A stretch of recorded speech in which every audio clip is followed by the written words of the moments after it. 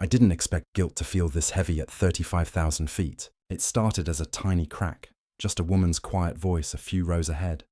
But by the time we reached Denver airspace, it had torn something open inside me that I can't close anymore. Let me explain. That morning at JFK, everything about me screamed control.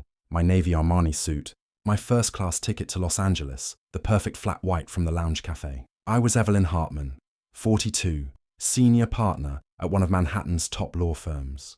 A woman who never waited in line or apologized for taking up space. I remember the chill of the terminal's glass walls, how the sunlight reflected off them like silver. Everything was clean, predictable, just the way I liked it, until I saw them. A young black mother and her son stood ahead of me at the boarding gate. She looked exhausted, juggling a stroller, a laptop bag, and a boarding pass that kept slipping from her fingers. The boy, maybe 7 or 8, stared out the window with the kind of wide-eyed wonder I hadn't felt since childhood. The gate agent's tone shifted as soon as she reached them. "You'll need to step aside, ma'am. We're boarding our premium passengers first, but our tickets are for first class," the woman said softly. Her voice wasn't confrontational. It was almost apologetic, like she was sorry for existing in the wrong place. I could have said something. I didn't. Instead, I adjusted my blazer, walked past them when the agent waved me through, and pretended not to notice the look in the woman's eyes. Half hurt, half acceptance. I told myself it wasn't my problem. People make mistakes. Maybe she'd misread her ticket. Maybe I was imagining the tension. But the truth was uglier than that. When I reached my seat, 2A, I saw them again. The mother and her son were in the same cabin, a few rows behind me. For a while, everything seemed fine. Then came the turbulence. Just a light shake at first, then a sudden jolt. The boy whimpered, covering his ears. I glanced back and saw the flight attendant approach them. "What's the problem here?" she snapped, loud enough for half the cabin to hear. "He's just scared," the mother replied gently. "The pressure hurts his ears." The attendant cut her off. "If he can't handle flying, maybe you should have booked coach." The air went still. I heard someone chuckle quietly. My stomach twisted, but I said nothing. I stared at my glass of Chardonnay, as if it could make me invisible. It wasn't until later, when the boy started crying and the mother whispered, "It's okay, baby, we'll be home soon," that something inside me cracked. I looked at them and saw my own reflection years ago, when I was a scared single mother trying to prove I belonged in rooms full of power and judgment. I hated that I'd forgotten what that felt like. Now, sitting here, penning this in my notes app as the plane hums through the night, I can't stop replaying the scene. The sound of her calm voice, the cruelty in the attendant's tone, the silence from people like me, people who should have known better. Maybe it's too late to change what happened on Flight 298. But tomorrow, when we land in Los Angeles, I'm going to find that woman. I don't know what I'll say yet, but I know one thing for sure. This time, I won't stay silent.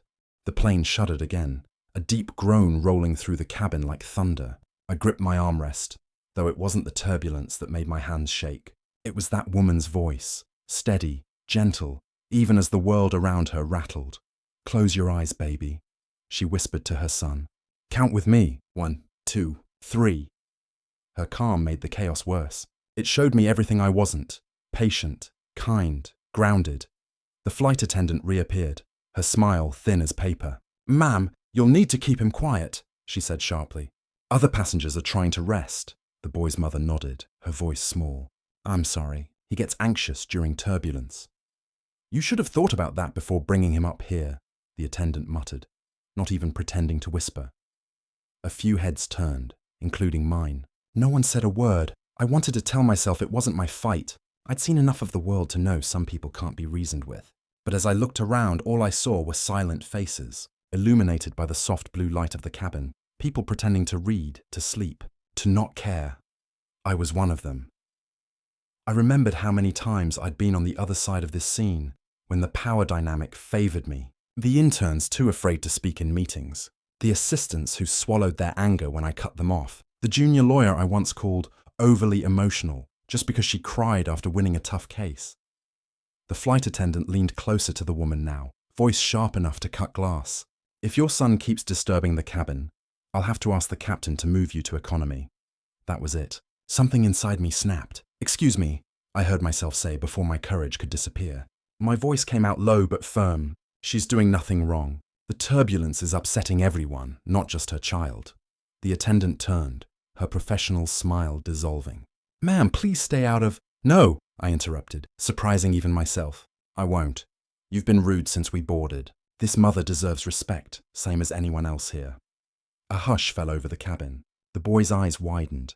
His mother blinked, as if unsure whether to trust what she'd just heard. The attendant's face flushed crimson. I'm just enforcing policy.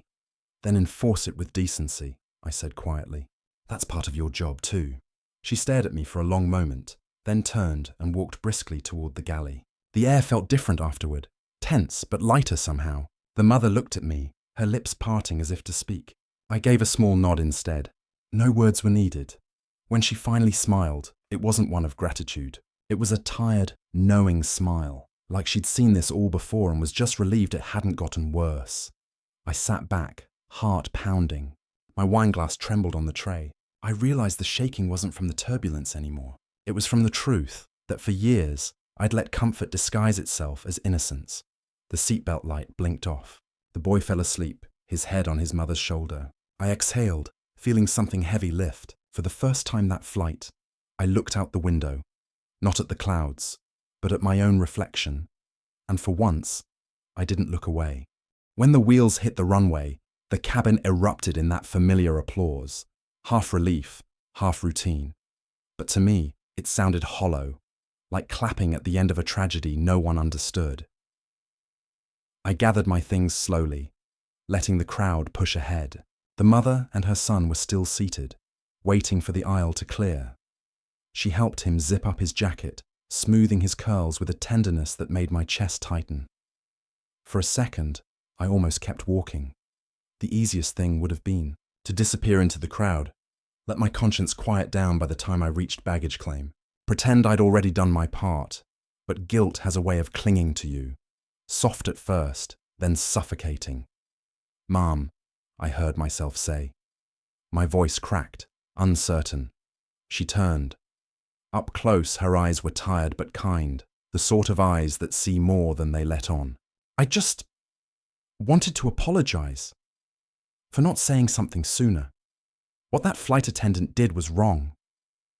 She looked at me for a long moment before answering. You said something when it mattered. I shook my head. Not soon enough. She smiled faintly, adjusting the strap of her bag. You'd be surprised how rarely anyone says anything at all. Her son peeked out from behind her coat, studying me with quiet curiosity. Are you scared of planes too? He asked. The question caught me off guard. I smiled, a real one this time. Not the planes, sweetheart. Just people sometimes. He nodded solemnly, like he understood. Maybe he did. Kids see more than we think. As they walked ahead, I followed at a distance through the jet bridge. Outside, Los Angeles was all gold and glare, the morning light bouncing off polished floors and glass walls. The air smelled of coffee and jet fuel, sharp, alive. When we reached the terminal, a man in a pilot's uniform approached the woman. Mrs. Brown, he asked, relief flooding his face. We've been waiting for you. The captain asked me to make sure you got here safely.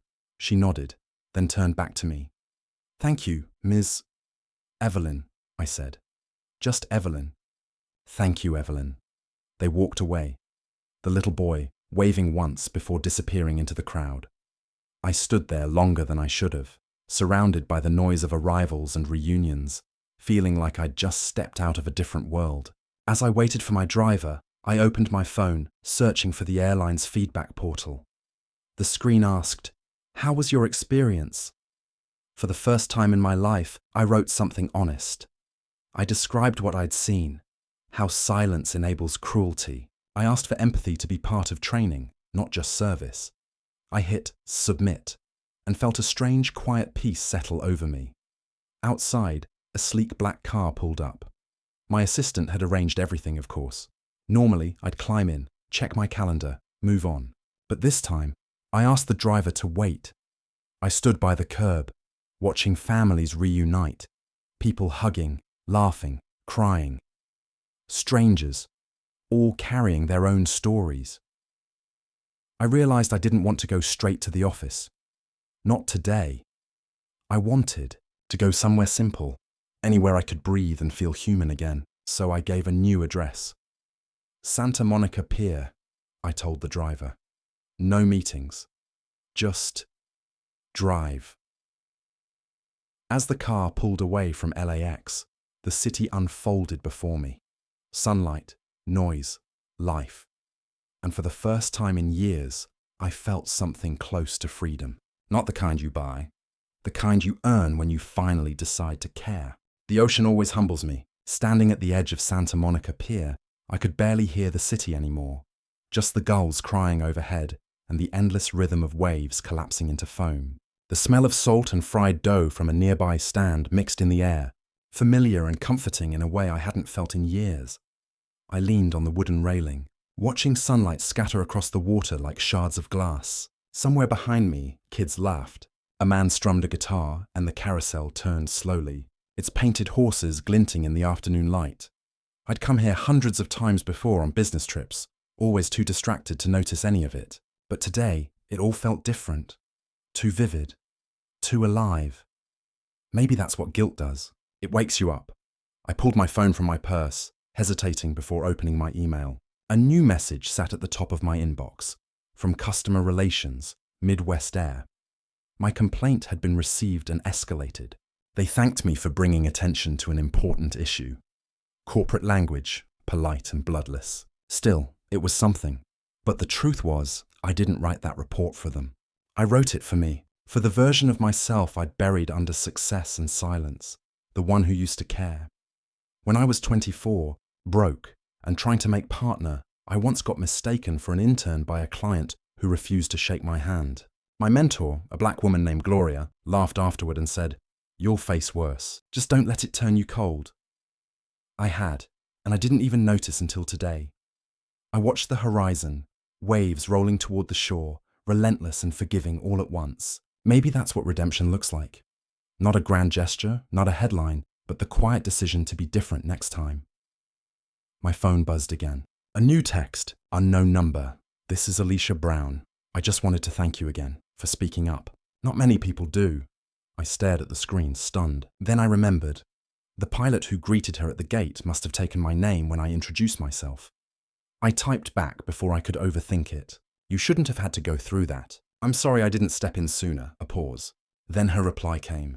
"You did, eventually. That's what matters. Maybe next time, someone else will too." I read her message 3 times. The words were simple, but they carried something rare. Grace. A soft breeze brushed my hair. Down below, a child ran toward the surf, laughing as the waves chased his feet. For a fleeting moment, I saw that little boy from the plane, the fear in his eyes replaced by joy. I closed my eyes and whispered, almost to the wind, "Maybe next time. I'll do better sooner." The sun dipped lower, setting the horizon on fire. I stayed until the light turned gold, then pink, then faded into dusk. When I finally walked back toward the street, I didn't feel like the same woman who'd boarded that flight this morning. I wasn't Evelyn Hartman, senior partner, first-class traveler, untouchable professional. I was just Evelyn, flawed, awake, and finally, human. The sound of waves followed me down the boardwalk. Behind me, the carousel kept turning, the music faint but steady. And for the first time in a long, long while, I didn't need to look back. 3 weeks later, I was back at JFK, boarding another flight, this time to Chicago for a legal summit. Same airline, same cabin, but everything felt different. Maybe because I was. The terminal buzzed with its usual rhythm, phones ringing, heels clacking, announcements echoing through polished halls. Once, I would have walked through it all untouched, a blur of efficiency in heels and ambition. Today, I noticed the people. The young man nervously clutching a resume folder, the janitor quietly polishing the chrome railing, the elderly couple arguing softly about which gate was theirs. Life, unfiltered. When I reached the boarding gate, the same uniformed efficiency greeted me. The gate agent smiled professionally and said, "Good afternoon, Ms. Hartman. We're ready for pre-boarding." For a moment, I hesitated. "Actually," I said, glancing toward the crowded waiting area. "I'll board with the rest." Her smile flickered. Surprised, but she nodded. In the waiting area, a young black woman sat 2 seats away, scrolling through her phone. She wore a worn grey hoodie and carried a baby asleep on her chest. The resemblance was uncanny. Alicia Brown, though I knew it wasn't her. Still, my chest tightened. A flight attendant approached, the same polished tone I'd heard before. "Ma'am, passengers with first-class tickets can pre-board now." The woman shook her head politely. "Thank you, but I'll wait until they wake up." The attendant frowned, clearly unsure how to respond, then turned and walked away. The old me would have ignored it, but now I caught the woman's eye and smiled. "You've got time. Take it." Her expression softened. "Thanks," she whispered. It was such a small exchange, barely a heartbeat long, but somehow it carried more meaning than any courtroom victory I'd ever won. On the flight, I took my seat. 3B this time. The hum of the engines settled into a steady rhythm. I ordered water instead of wine, opened my notebook, and began to write. Not briefs or case summaries, but thoughts, fragments, truths I'd been avoiding. "Justice isn't only about laws," I wrote. "It's about how we treat people when no one's watching." I closed the notebook and stared out the window. Clouds drifted beneath us like endless fields of white. For the first time in years, I didn't feel above it all. I just felt connected. Somewhere over Ohio, the captain's voice broke through the calm.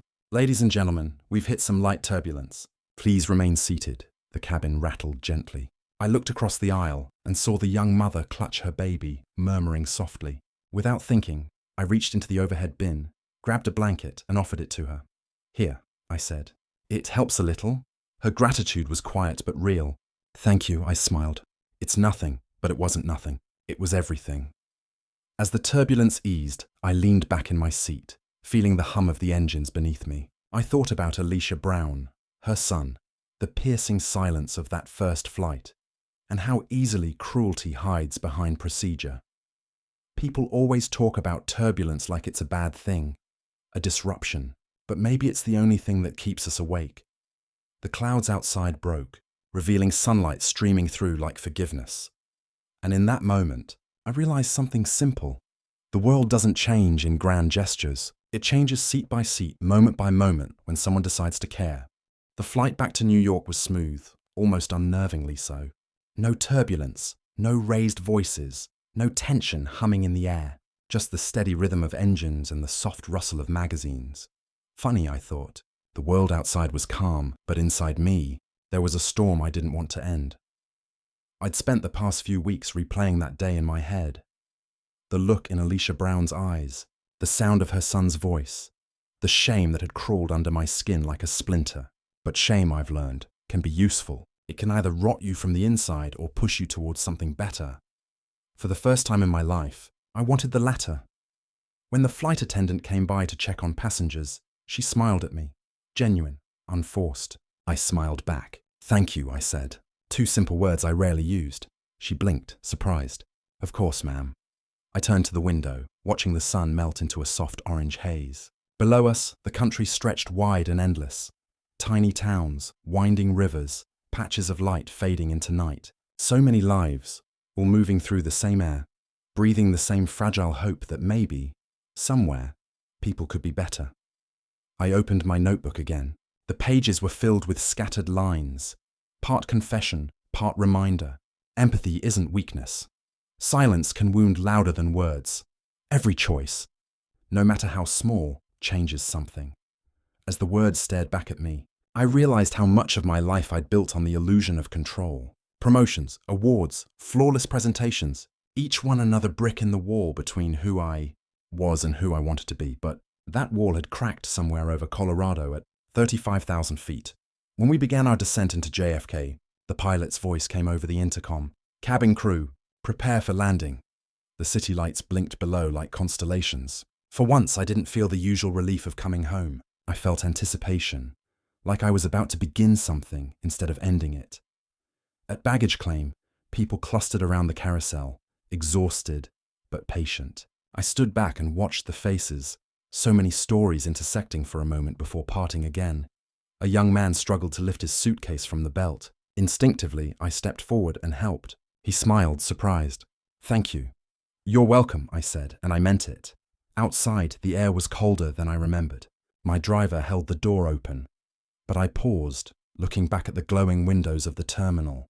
Planes came and went, people boarded and disembarked, and the world kept spinning. Alicia and her son were probably somewhere under the same sky, living their lives, unaware that a stranger they'd met on a flight still carried their kindness like a compass. Maybe they'd forget me entirely, but I wouldn't forget them. Because sometimes, the people who change you the most are the ones who never mean to. As the car merged into the stream of traffic, the city lights flickered past like memories. I leaned my head against the window and let out a long breath. The world outside was still imperfect, unfair, divided.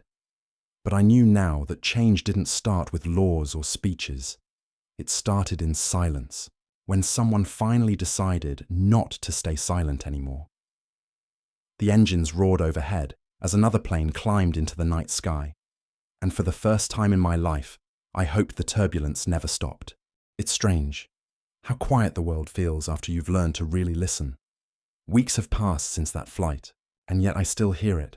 The trembling in Alicia's voice, the hum of the engines, the silence of a cabin full of people pretending not to notice cruelty. It echoes in the most ordinary places. The coffee line at my office, the elevator ride between meetings, the hush before a courtroom verdict. It's in all of us, the choice to speak or to stay silent. I used to believe that power meant control, that keeping your head high and your heart guarded was strength. But strength without compassion is just pride dressed in a suit. It wins arguments but loses humanity. Now, every time I step onto a plane, I see more than faces. I see stories. The tired father clutching a briefcase. The teenage girl whispering to herself before takeoff. The woman who flinches every time a voice around her turns sharp. And I wonder, how many times have I been their silence? I've started talking less in meetings, listening more. I ask questions I never used to care about. How are you, really? Do you feel heard? It's awkward at first. Real connection always is. But slowly, the walls I spent decades building are starting to fall away. Sometimes I still think about that flight attendant.